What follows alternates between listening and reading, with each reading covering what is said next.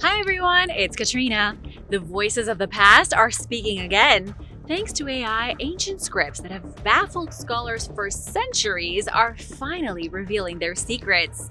AI is deciphering ancient languages faster than ever before, so get ready to see what we've learned so far. An ancient scroll decoded by AI. We are on the verge of an AI revolution. For the first time in history, an unreadable scroll has been deciphered using artificial intelligence. AI has cracked open the secrets of a papyrus scroll that was owned by Caesar's family. This text was burnt to a crisp when Pompeii was destroyed. No wonder it's hard to read. It's thousands of years old and it's burnt. In the 18th century, hundreds and hundreds of papyrus scrolls were discovered in a library in Pompeii. The library found in a fancy villa belonged to the father-in-law of Julius Caesar himself. In fact, it's the only preserved library of texts ever discovered from ancient Roman times. As you can imagine, the scrolls in this library are priceless. Just think of all the knowledge hidden in there. But there is one little problem, and it's that the books are all burnt. Every single scroll in the library was burnt like toast. When Mount Vesuvius erupted in 79 AD, it cooked Pompeii beneath a blanket of volcanic debris, and that includes the books. When archaeologists tried to unravel the scrolls, they crumbled to dust in their hands. Now, artificial intelligence has come to the rescue. Dr. Federica, a specialist in papyrus at the University of Naples, said the volcano may have actually saved the information inside the scrolls. Normally, ancient documents like this would decompose over 2,000 years. The only reason there are so many records from the ancient world is that they were carved into clay or stone. Real paper texts decompose quickly and are almost never found, not intact and legible anyway. The very high temperature of the Vesuvius eruption carbonized the scrolls. It preserved them perfectly underneath a layer of burnt stuff. If archaeologists can just scrape away the layer of burnt to get to the juicy toast beneath, they'll be able to read the scrolls. The first breakthrough came last year when Dr. Brent Seals at the University of Kentucky used CT scans to virtually unroll the scrolls. However, the black carbon ink was still indecipherable. So, a team of 3 students working in tech applied artificial intelligence to the problem. Yusuf Nader is a PhD student in Berlin. Luke Ferrator is a SpaceX intern, and Julian Schillinger is a Swiss robotics student. Together, the trio built an AI model used specifically to recognize letters through pattern recognition. The AI model successfully deciphered 2,000 Greek characters written on the scroll, but that's only 5% of the text. Check out this image from the Vesuvius challenge of the AI software doing its work. Those highlighted letters in the middle spell out purple. The tiny fragment that's been deciphered seems to be discussing sources of pleasure in life, specifically food and music. There is one passage where the author ponders whether smaller quantities of things can bring more pleasure. These are things we still wonder about years later. More isn't always better. The team is hoping to read at least 90% of 4 scrolls by early this year, 2025. The team is confident that eventually their program will be able to decipher all 800 burnt scrolls from the library. Make sure to subscribe and keep an eye out on upcoming videos because when the scrolls are deciphered, I'll be sure to let you know. Lost history in the empty quarter. Is the empty quarter really empty? The empty quarter is a vast desert region located in the Arabian Peninsula. Thanks to artificial intelligence, lost history is being revealed at the edge of one of our planet's most inhospitable deserts. It turns out that AI is better at spotting secrets buried under the sand than our naked eye. Imagine endless waves of sand dunes like a frozen ocean stretching as far as the eye can see. There are rocks everywhere and huge rust-colored dunes that look like something out of a sci-fi movie. And guess what? Buried deep beneath all that, there is a whole lost world of human history just waiting to be discovered. It wasn't that long ago that archaeologists would journey into the desert with a team of camels and shovels in search of lost cities. There was no other way for them to track down the treasure, but all that has changed with modern technology. Today, archaeologists combine ground surveys with satellite imagery, scanning for anomalies that hint at buried secrets. Scientists can find ancient sites without leaving their computer screens. Isn't it crazy how easy things are getting with technology? You barely have to leave your house.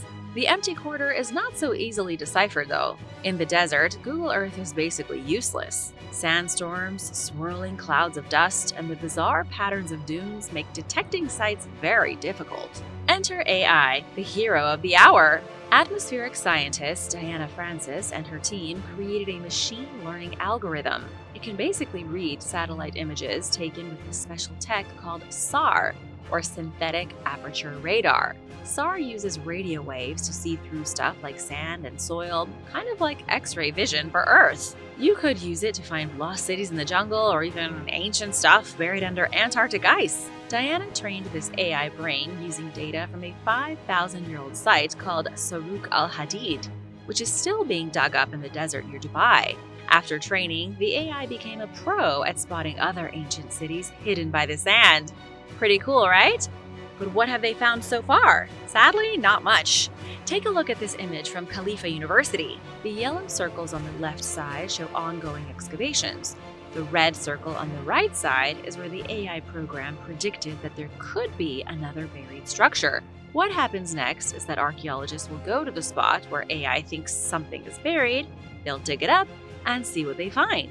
If it's legit, the software will be used to track down other sites across the desert. We'll just have to wait and see what happens. If everything turns out well, AI will be able to point to the best possible excavation zones. Where would you like to see this technology used? Maybe the deserts of Egypt, Amazon jungle? Let me know in the comments. An alien in Peru. In the Peruvian desert, artificial intelligence has discovered an alien. I'm not even kidding. AI has found an actual alien in Peru. And that's not all. AI also identified a giant orca whale cutting off a human head with what looks like a kitchen knife. This might be the most insane discovery of the year. Scratch that, of the last decade in Peru. Researchers identified 303 previously unknown geoglyphs in the Peruvian desert. These geoglyphs belong to the group known as the Nazca Lines. There are more of them. They were made by the Nazca civilization starting more than 2,000 years ago. Humanoid figures, domestic animals, birds, and fish have all been charted with help from machine learning algorithms. The giant anthropomorphic glyphs carved into the ground were found largely with help from AI and drones. Without this technology, scientists would be kicking rocks with their hands in their pockets. The research team hails from Yamagata University in Japan. Over a period of 6 months, the Japanese scientists examined 1,309 locations using a new AI system code named ResNet50. One of the collaborators on the project, physicist Marcus Freytag, said the AI basically threw out 98% of the satellite images. Imagine trying to find your car keys in a haystack. That's what humans were doing before. They had to sift through thousands of these super high-resolution pictures. But the AI? It's like it waved a magic wand and made 98% of the haystack disappear, leaving only the spot where your keys actually are. From September 2022 to February 23, researchers conducted a field expedition to confirm what the AI was telling them.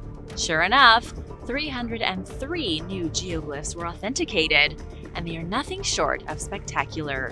One of the coolest new Nazca lines is a geoglyph of an orca whale that is 72 feet long.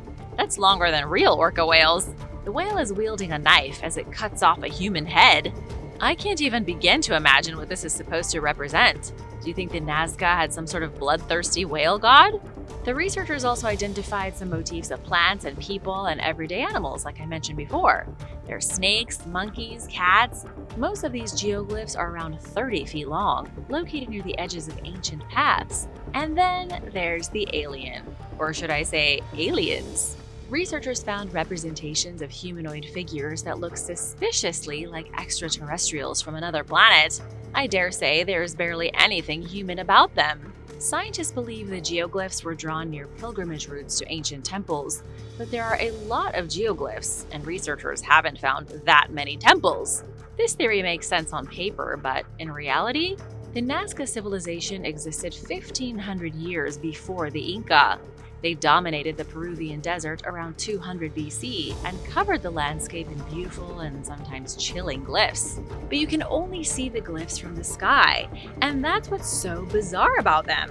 Who in the world were the Nazca carving these things for if they couldn't even see them themselves? Some scholars believe the glyphs were religious. They may have been carved as tributes to powerful gods who looked down on the Nazca from above. Another suggestion is that they were astronomical guides, like primitive calendars etched into the earth. Then there are those who believe the geoglyphs marked runways and parking lots for alien ships. The fact that there are alien glyphs carved into the ground backs this theory up, don't you think? At the end of the day, not even AI can solve the mystery of why the Nazca lines were created. But by finding new figures, AI is certainly helping scientists get closer to the truth. I should mention that the AI identified another 500 figures that have yet to be confirmed by scientists. Did you know there were so many? Revealing the power of oracle bones. Have you ever had your fortune told? Artificial intelligence has been used to help study Chinese oracle bones. These were bones used to look into the future 3,000 years ago. I bet the ancient oracles didn't see their precious magic bones being analyzed by hyper-intelligent robots. Oracle bones were used in the original art of pyromancy. In modern video games, a pyromancer is a magician who wields flame spells. In the late Shang period of China, circa 1250 BC, pyromancy was a form of divination. Real pyromancers would either use ox bones, specifically ox scapula, or turtle plastron when gazing into the future. They didn't have crystal balls, so they would write questions to the gods on the bones. The oracle/pyromancer could ask any kind of question at all. If you were a member of the royal family and wanted to know whether you should make a move against a political rival, you would first visit one of these diviners. If you were a military captain, you might visit a pyromancer before going into battle to make sure your strategy would pay off. With the questions written on the oracle bone, the bone was exposed to intense heat. It was roasted over a fire until it started to crack, and then the pyromancer would interpret the pattern of cracks to come up with their vision of the future. I'll ask again. Have you ever had your fortune told? Did it come true? Were any turtles harmed in the making of your fortune being told? I'm just curious. Let me know in the comments. Scientists from China and England went all out analyzing these ancient oracle bones from 3,000 years ago. But honestly, the whole thing was a bit odd. It was one of those studies that makes you go, wait, why? They were trying to figure out if the people who wrote on these bones were left-handed or right-handed.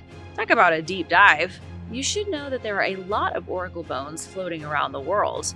At least 13,000 of them have been found in China, totaling a little more than 130,000 inscriptions. The team of scientists looked at digital copies of oracle bones and used AI to identify patterns that would be otherwise very difficult to analyze manually.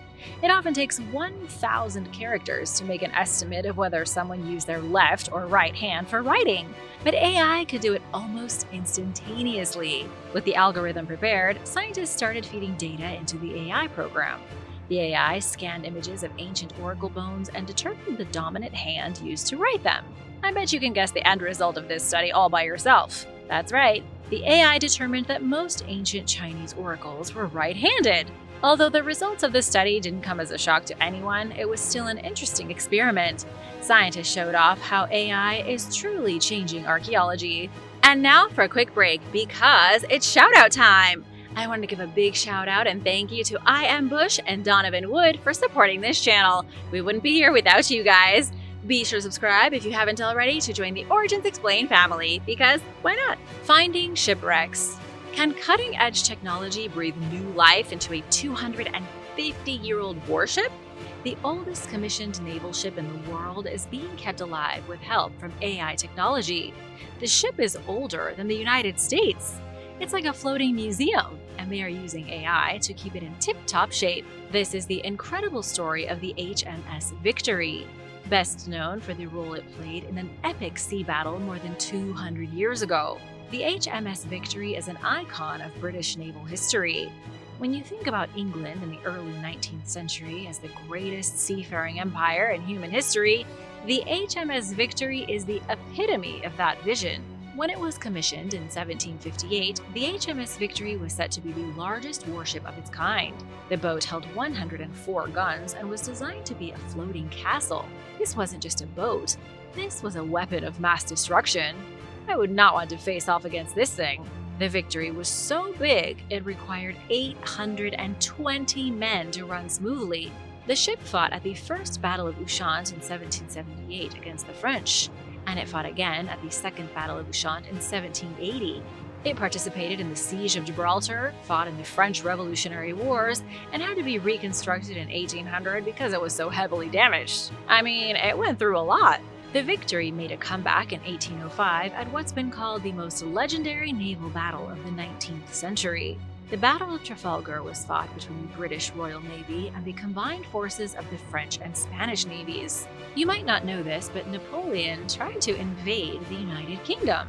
That would be Napoleon as in Napoleon Bonaparte. He ordered the Spanish and French fleets to seize control of the English Channel. What happened instead was a triumphant victory for the British. Napoleon failed to invade the UK, and so did Hitler a century later. Lord Nelson brought the British fleet to meet the combined forces of Napoleon in the Atlantic Ocean off the coast of Cape Trafalgar. Even though Nelson was outnumbered, he was riding at the helm of the HMS Victory. And even though Nelson was shot soon after the battle started by a French musketeer, he led the British to victory. Lord Nelson refused to die until right before the battle was won. In 2024, the ship celebrated 246 years of continuous service. Scientists at the University of Southampton applied AI technology to thousands of images taken of the boat to help preserve its history. Right now, the ship is based at Portsmouth's historic dockyard. As part of a conservation scheme to keep the boat in tip-top shape, scientists are replacing some of its parts. For example, they are removing old and decaying planks and replacing them with new ones. This type of conservation work happens all the time, not just to legendary warships. Archaeologists are obsessed with keeping track of every little detail that changes during the work. It used to be that an archaeologist would add a description of every object that was changed, keeping a concise record of every nut and bolt. But now, scientists are using AI. The algorithm produces an accurate 3D model that stores all vital historical information. Instead of someone snooping around with a clipboard writing down part numbers, an AI program scans everything and catalogs it digitally. I know this isn't the first thing you think about when someone combines the words AI with archaeology, but it's just another way that AI technology is being used to keep track of human history. The AI smell machine is weirder than you think. What if instead of looking at artifacts in a museum, you could smell history itself? Scientists are trying to make this bizarre idea a reality by using an AI robot to recreate ancient smells. I never thought I'd see the day that scientists got together to build an AI with an electronic nose, but that is precisely what Project Odoropa is all about. In 2020, the scientists received almost $3.5 million in grant money to identify smells in historical texts, but only from as long ago as the 16th century. You won't be able to smell Cleopatra's perfume or a Roman bathhouse, but maybe a medieval monastery. To create a smell encyclopedia, scientists will use artificial intelligence to scan history books that are crammed with evidence of old smells. It seems crazy, but I'm kind of excited. Have you ever smelled an object that belonged to someone and instantly knew exactly what their house smelled like? Maybe it was a sweater, or maybe a book they lent you. Whatever it was, their odor was imprinted on it. You can now probably still smell it in your head. You don't forget those intense smells. And that's sort of the idea with the AI. Each 16th century book was written in a certain place by a certain person, and that place and that person left their smells on the book. While their smell has faded, evidence of it is still in the texts. The AI robot will scour millions of pages of text from hundreds of thousands of books. It can't physically smell the odors lingering in an old document, but it can find descriptions of smells in 7 languages. This robot has a stronger nose than a hunting dog. This will help create a catalog of what a particular place smelled like at any given time. For example, recreating what London smelled like in 1652 based on all smell-related descriptions written in books in London in 1652. That was a mouthful.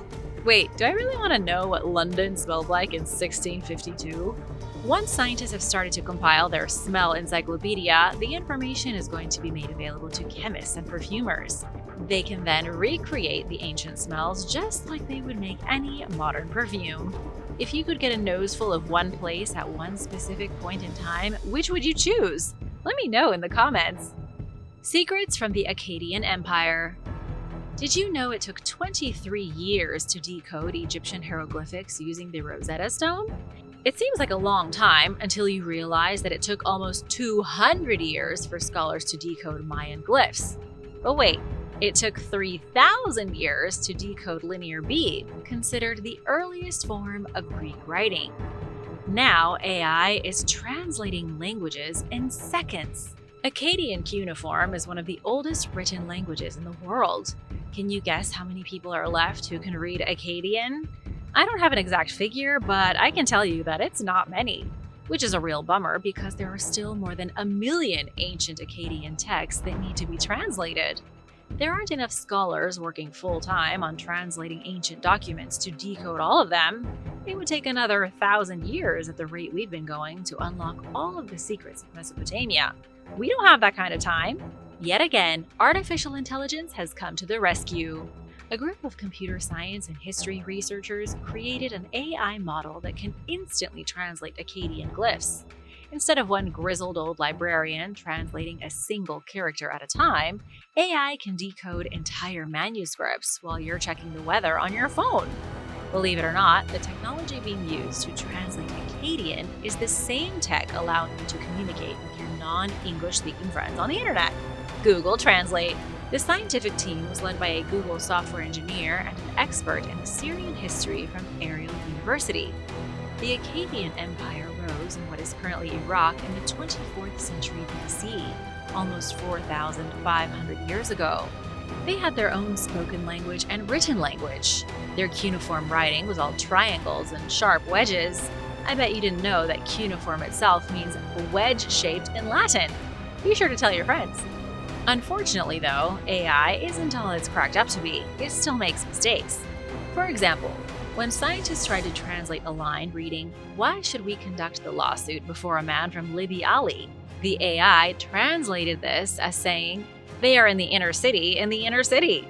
That's a pretty big error, or as AI technicians call it, a hallucination. Despite occasional errors, scientists say the tool will be saving thousands of human hours and processing texts. As Tom McCoy says, who is a computational linguist at Princeton University, AI is remarkable but still unreliable. It can translate Akkadian, but only if it's being double-checked by a human brain. So don't worry, you're not out of a job quite yet. Unknown human species found with AI. Artificial intelligence has gone beyond deciphering languages to deciphering human evolution itself. An entirely new human ancestor has been found in a groundbreaking study unlike anything that's been seen before. The footprint of an ancient hominid was found hiding inside the genome of people with Asian heritage. This extinct species, which crossbred with other human ancestors, was a mysterious hybrid. But a hybrid of what or who? Let's start at the beginning. A group of scientists from several institutions used machine learning technology to analyze almost a dozen leading models of human origin and evolution. The program, using AI, identified what scientists have called a ghost population of human ancestors. Spooky! In other words, a previously unknown group of hominids. They appear to have interbred with Homo sapiens in Asia at some point in time. I'm talking tens of thousands of years ago. They left behind only tiny traces of themselves in modern human DNA. But how did AI figure it all out? Because when the machine learning module was exposed to massive amounts of genomic data, it picked out pieces of information that human scientists missed. The genomic data included information from prehistoric fossilized bones and modern human DNA. The AI picked up on hints of a human species not outlined in the data. Scientists checked, and sure enough, there it was. A small sliver of a mysterious hybrid who likely descended from Neanderthals and Denisovans. Talking ancient hominins can be a little confusing, even for scientists who study this stuff. What you need to know is that Homo sapiens were alive at the same time as two other major human species. There were Neanderthals, who primarily lived in Europe, and there were Denisovans, who primarily lived in Asia. There were other human species too, but these are the two that are most well known other than ourselves. It was only recently that scientists found the first known generational hybrid between these two other human species. A young girl was discovered in a Siberian cave. Her fossilized bones dated to 90,000 years ago. She is the only known example of a person born with a Neanderthal mother and a Denisovan father. What AI confirmed is what scientists have suspected. There was another hybrid species in the world, possibly part Neanderthal, part Denisovan, and part something altogether unknown. Hunting for lost shipwrecks. For centuries, ghost ships have haunted the ocean depths, their secrets lost to time. But a revolutionary new technology may soon unlock these long-lost chapters of maritime history. A computer has been taught how to recognize shipwrecks with a 92% accuracy. Marine archaeologists could be out of a job soon. Layla Character is a doctoral student in geography at the University of Texas. In collaboration with the Underwater Archaeology Branch of the U.S. Navy, Layla designed a computer program that can recognize shipwrecks on the ocean floor without anyone having to go into the ocean. So how does that work? An aircraft or a boat can scan the ocean floor from above. Then the computer model pinpoints where shipwrecks are, like I said, with a 92% accuracy rate. That's so incredible, it's almost unbelievable. So far, the project has focused on the coast of the US and Puerto Rico, but scientists say they are getting geared up to use the technology to find unmapped shipwrecks in deeper water. I'll give you the skinny on how a scientist goes about creating this type of computer model. Layla said the first step was to teach the computer what a shipwreck looks like. Layla taught the computer how to tell the difference between a shipwreck and the rough topography of the ocean floor. This was done by feeding images of shipwrecks into a computer. And where did they get those images? From the National Oceanic and Atmospheric Administration, which has a monster of a database. And it's totally open to the public, so feel free to browse. Layla's computer model has not yet led to any new discoveries, but just give it time. The program is very effective and ready to rock, so we'll have to be patient while it hunts for lost wrecks. But Layla's amazing AI program isn't the only one in the game. Cruising across the Atlantic Ocean to the depths of the Mediterranean Sea, scientists recently found a Roman shipwreck. Both the ship and its lost cargo are in fantastic condition, even though they are 2,000 years old. How cool is that? Researchers at the University of Patras named the wreck the Fiscardo, after the nearby Roman port of the same name. So far, it's the biggest shipwreck ever found in the area. It's still full of massive terracotta pots called amphorae, which it must have been transporting somewhere else. During the days of the Roman Empire, amphorae were used to transport things like wine, olive oil, and grain. They were all-purpose containers for just about anything. This wreck was found by using artificial intelligence. The scientists basically did it in two steps. First, they kind of zoomed around the seafloor with sonar, like taking a quick look to see if there was anything interesting down there. This was their reconnaissance phase, just getting a lay of the land. Then they use this fancy AI system that can spot things in images. It's like the AI has a superpowered eye that can analyze textures to figure out where something might be hiding. And guess what? It worked like a charm. The AI pinpointed the exact spot where this ancient Roman ship had been chilling with its cargo for the last 2,000 years. Unlocking an unknown language from 4,000 years ago. No human has been able to do it. It hasn't happened yet, but it's going to. AI is on the verge of deciphering a currently unknown language. The AI isn't just translating this language.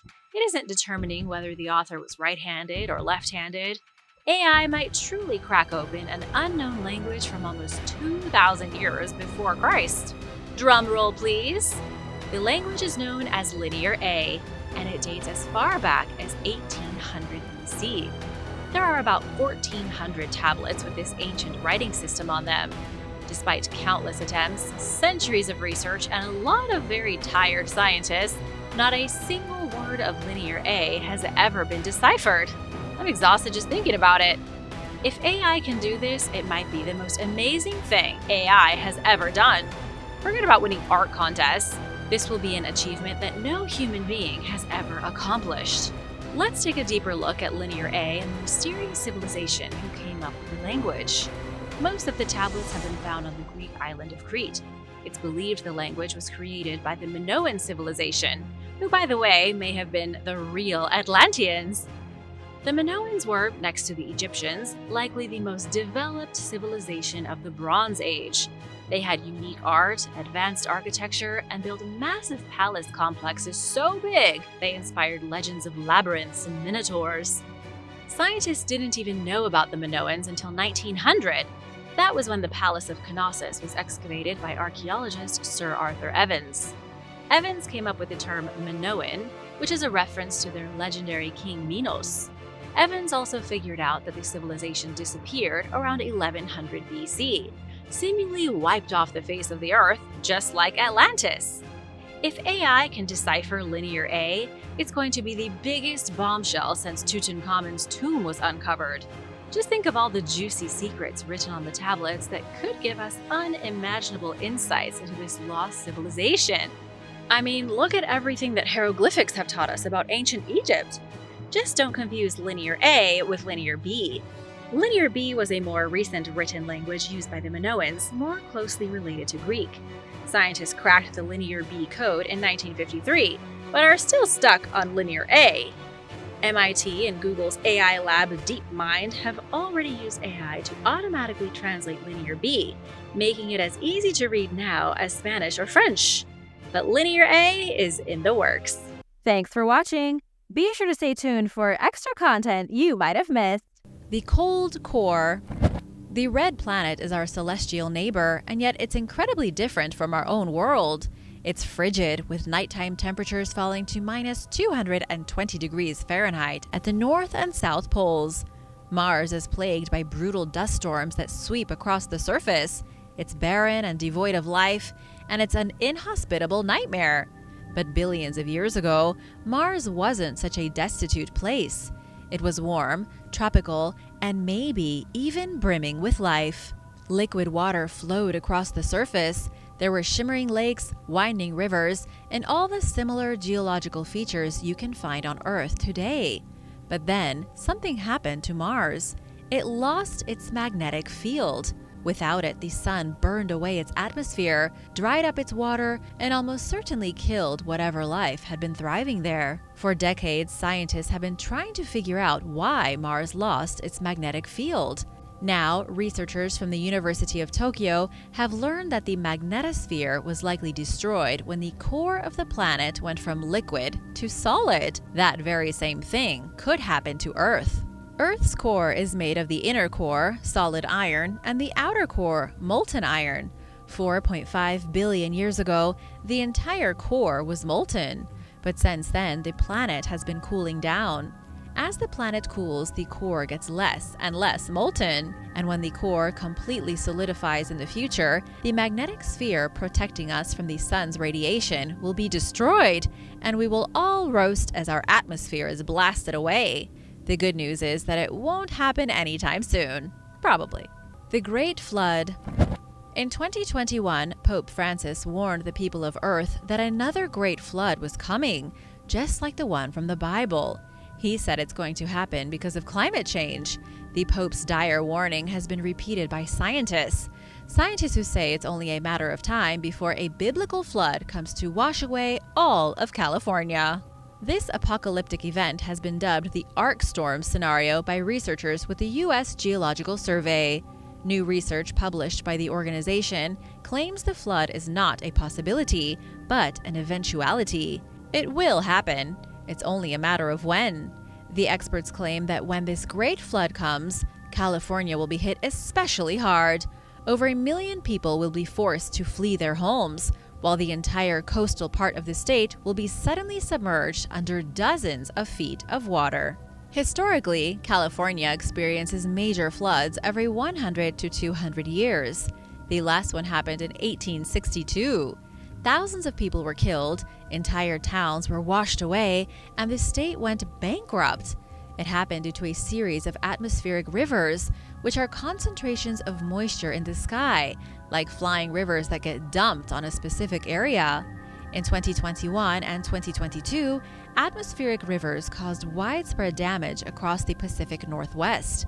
In Canada, the only road connecting British Columbia to the rest of the country was completely washed away. Scientists believe that in the years to come, More of these atmospheric rivers will wash away California. But of course, California won't be the only one to suffer when the Great Flood comes. All the coastal areas of the world will be flooded, which will cause millions upon millions of people to flee inland, creating massive chaos, anarchy, violence, and apocalyptic destruction. No more moon. There is a pretty high possibility that one day our moon will no longer be within our orbit. And if that happens, civilization will come to a screeching halt. Scientists say that our moon drifts about 1.5 inches away from us every single year. And each time that happens, our rotation slows down ever so slightly. If the moon drifts far enough away, there will be some dire consequences for our planet. The full moon is about 14,000 times brighter than anything else in the night sky. Without it, night would be utterly dark and terrifying. Then there are the tides to think about. Without the moon close by, our tides would be disrupted in a major way. They would shrink by about 75%, almost instantly killing and drying out marshes and mangroves and all the little critters that feed everybody. Crabs and mussels and worms that live in tidal zones would all die. This in turn would disrupt the diets of larger animals, which would send the entire global ecosystem into a death spiral.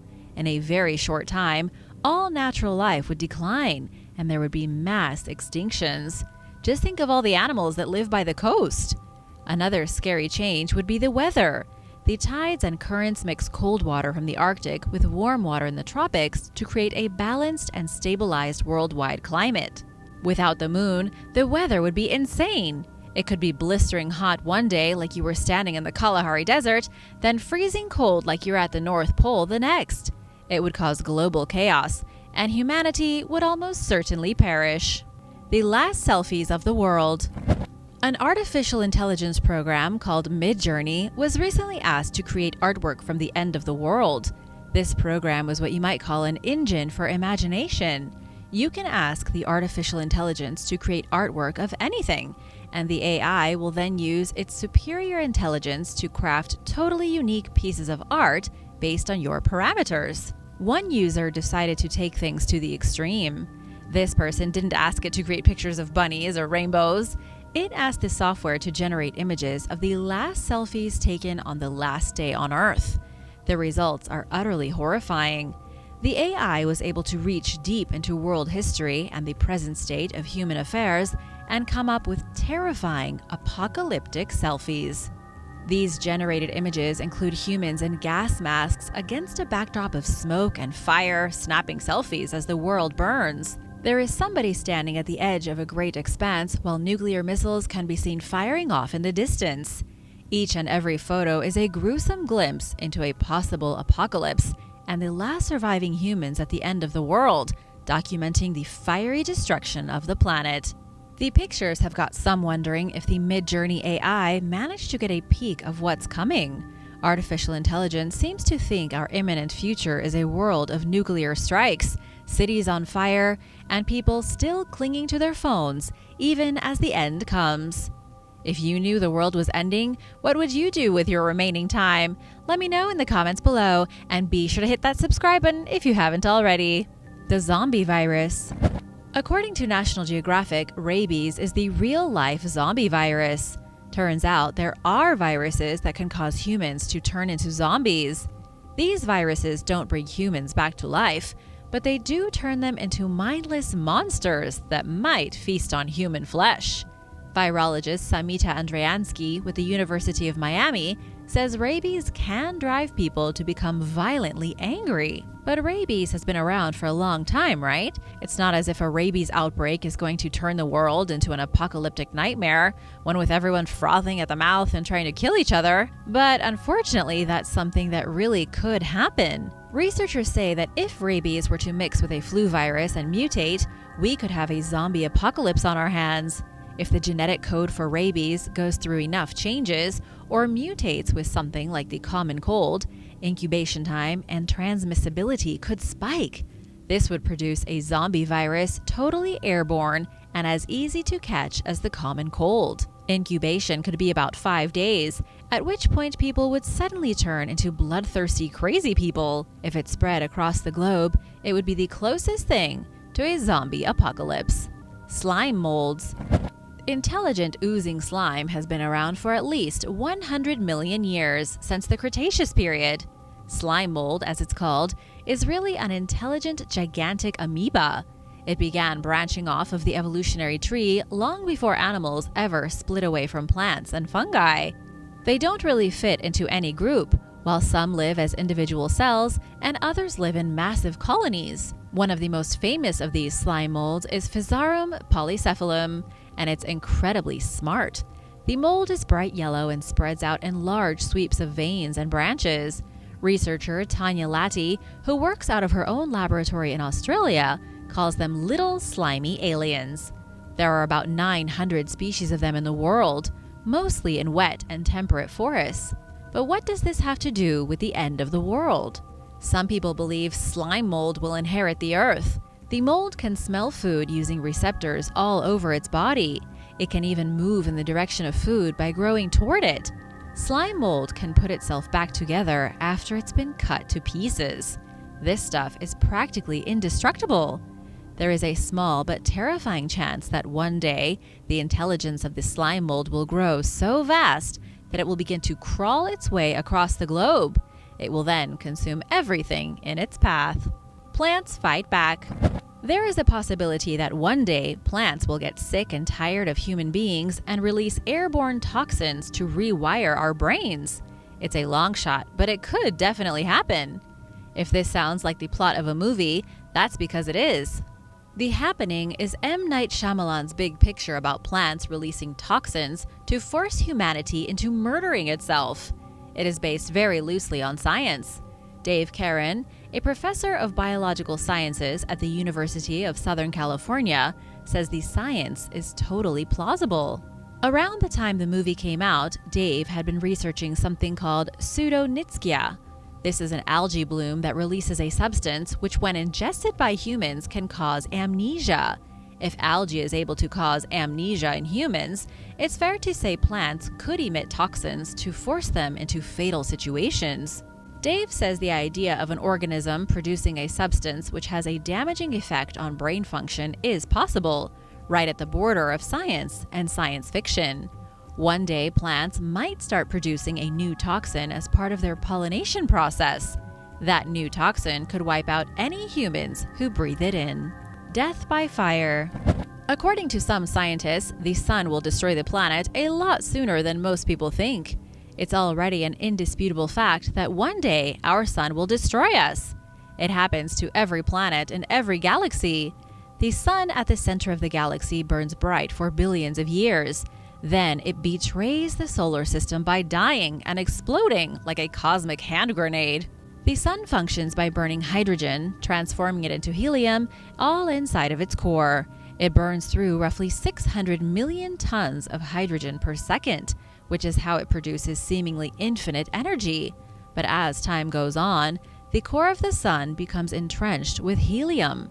This causes the sun to shrink, speeding up its nuclear fusion reaction and pushing the sun closer to the day it dies and explodes. Most scientists agree the day that happens is a very long way off, another billion years at least. But according to astrophysicist Gillian Scudder from the University of Sussex, something else could happen even sooner that would devastate humanity. Gillian says that as the sun is saturated with helium, it produces more energy. Every billion years the sun burns hydrogen, it gets roughly 10% brighter. That means that as time wears on, the sun will continuously get brighter. Way before it ever runs out of hydrogen, the sun will become so bright and its energy so intense that it will burn the earth to death. It will cause all the water on the planet to evaporate, sucking the moisture straight out of the atmosphere. The Big Mutation. 252 million years ago, there was a mutation that ended almost every life form on the planet. 2 genes were transferred from one kind of bacteria to an archaea, and it just about wiped everything out.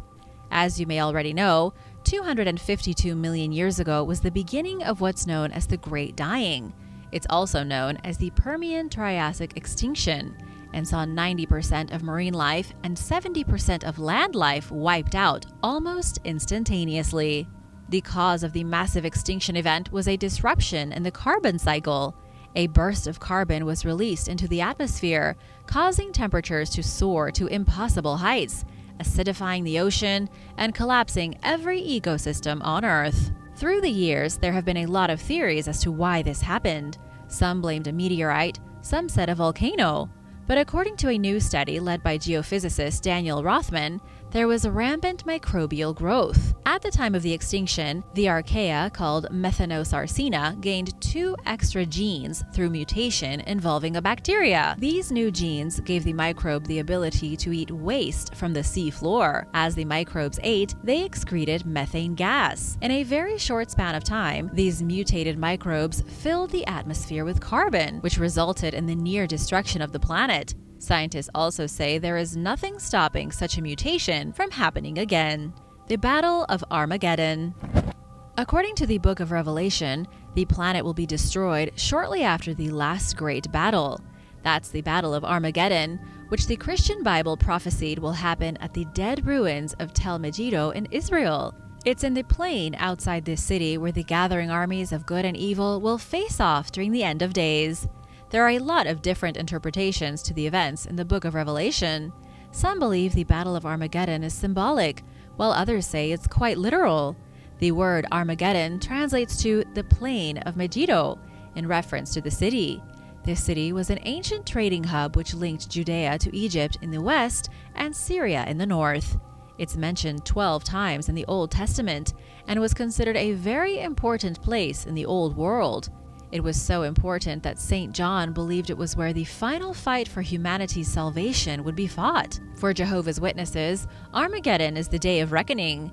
They believe that Armageddon is when God will finally fulfill his purpose to eradicate sin and death, populating the planet with happy and healthy humans. The Jehovah's Witnesses believe that on Armageddon, the army of heaven will come down to eliminate all the wicked humans, leaving only the righteous remaining. But whether this really is how the world will end, it's impossible to say. Thanks for watching. What do you think will happen at the end of the world? Let me know in the comments below, and be sure to subscribe if you haven't already. See you soon. Bye!